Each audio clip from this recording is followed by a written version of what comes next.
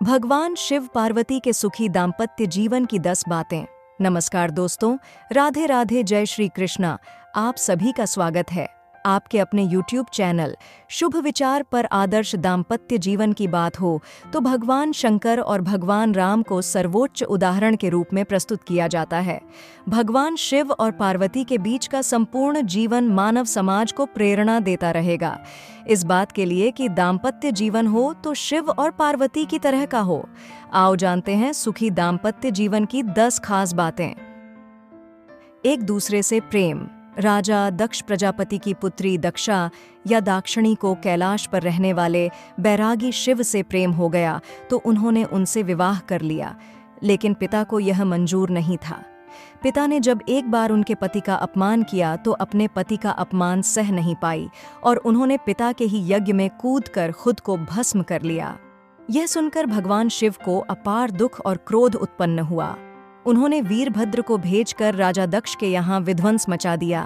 वीरभद्र ने दक्ष की गर्दन उतारकर शिव के समक्ष रख दी। शिव का क्रोध बाद में अपार दुख में बदल गया और वे अपनी पत्नी की शव को लेकर जगत में घूमते रहे। जहाँ जहाँ माता सती के अंग या आभूषण गिरे वहाँ वहाँ शक्तिपीठ स्थापित हो गए। इसके बाद शिव जी अनंत काल के लिए समाधि में लीन हो गए। 2.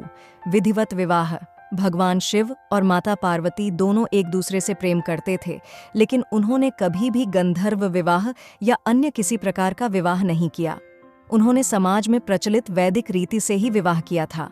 पहली बार उनका विवाह माता सती से ब्रह्मजी ने विधिवत रूप से करवाया था और दूसरी बार माता सती का पार्वती रूप में दूसरा विवाह भी सभी की सहमति से विधिवत रूप से ही हुआ था। एक आदर्श दाम्पत्य जीवन में सामाजिक रीति और परिवार की सहमति भी जरूरी होती है। 3. प्रत्येक जन्मों का साथ। माता सती ने जब दूसरा जन्म हिमवान के यहाँ पार्वती के रूप में लिया तब उन्होंने पुनः शिव को पाने के लिए घोर तप और व्रत किया। उस दौरान तारकासुर का आतंक था। उसका वध शिवजी का पुत्र ही कर सकता था, ऐसा उसे वरदान था, लेकिन शिवजी तो तपस्या में लीन थे।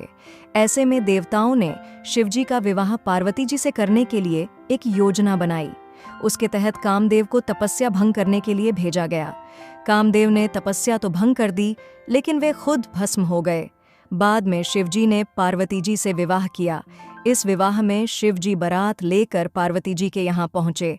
इस कथा का रोचक वर्णन पुराणों में मिलेगा।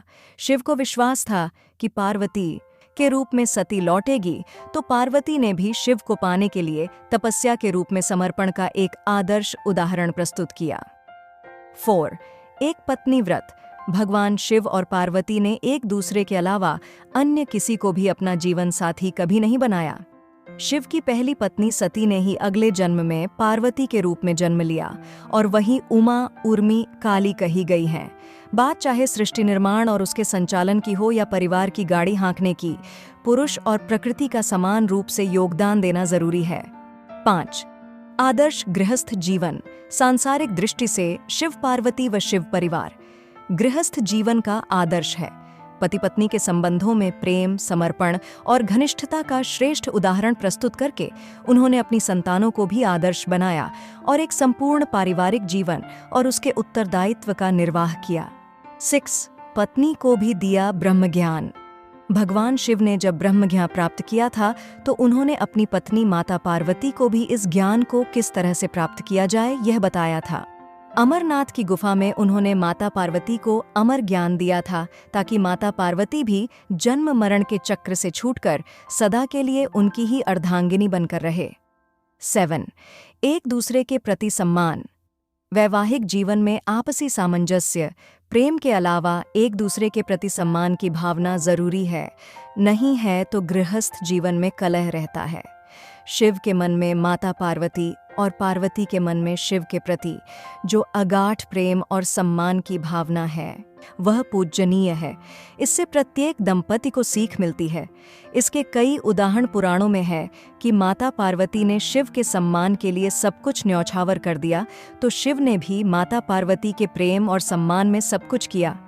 यदि दाम्पत्य जीवन में कोई पति पत्नी एक दूसरे का सम्मान नहीं करते हैं और उनके सम्मान की रक्षा नहीं करते हैं तो वह दाम्पत्य जीवन आगे चलकर असफल हो जाता है।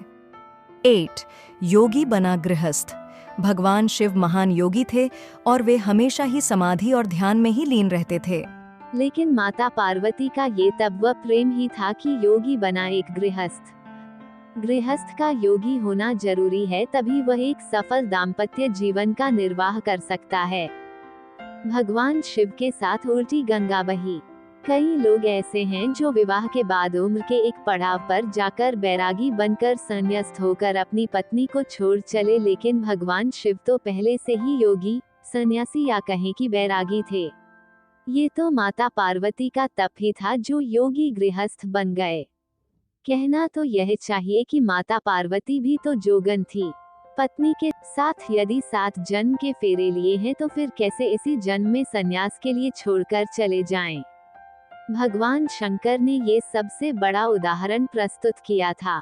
9. त्याग की प्रतिमूर्ति। शिव और पार्वती जिस तरह एक दूसरे के प्रति निष्ठावान और त्यागी हैं, उसी तरह की निष्ठा और त्याग को सीता और राम ने भी अपनाया था। पार्वती का शिव में हो जाना या शिव का पार्वती में ही लोप हो जाने के इसी प्रेम के चलते उन्हें अर्धनारीश्वर भी कहा जाता है। 10. सदा साथ ही रहना और बातें शेयर करना। पुराणकार कहते हैं एक महिला को अपने पिता, भाई, पति, पुत्र और पुत्री के घर में ही रात रुकना चाहिए, अन्य कहीं भी यदि रात रुकने का अवसर हो तो साथ में पिता, भाई, पुत्र, पुत्री या पति का होना जरूरी है। ये तो एक आम मनुष्य की बात है, लेकिन माता पार्वती और शिव को अर्धनारीश्वर हैं, उनका साथ तो सदा से ही सदैव है और रहेगा।